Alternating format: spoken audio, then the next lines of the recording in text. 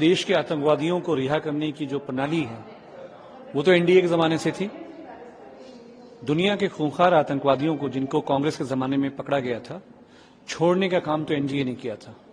अब आदरणीय गृह मंत्री जी को जब जम्मू में कश्मीर में लग रहा है कि वो सारे राज्यों में चुनाव हार रहे हैं, तो आपको मैनिफेस्टो में पंडित भाइयों की याद आ रही है।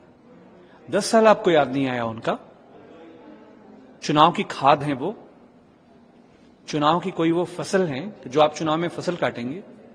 10 साल में अगर आप चाहते तो जो गरीब जम्मू की बस्तियों में बगैर शिक्षा के, बगैर साफ पानी के कश्मीरी पंडित भाइयों के बच्चे रह रहे हैं, गृह मंत्री जी की आंखों में कभी नहीं आंसू आया।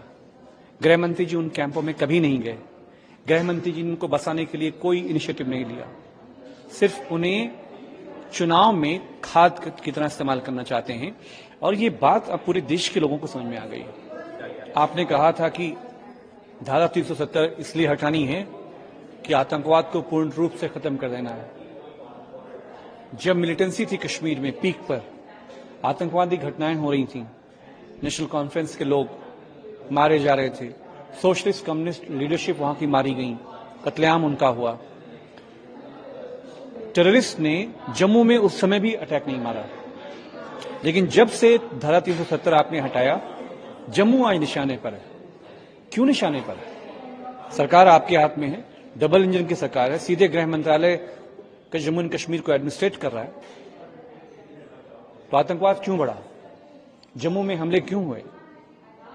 तो नरेंद्र मोदी पूरे देश में हमारे मुल्क को हिफाजत में रखने में, सुरक्षित रखने में वो फेल हुए और अब उन्हें डर है कि वो हार रहे हैं जम्मू में।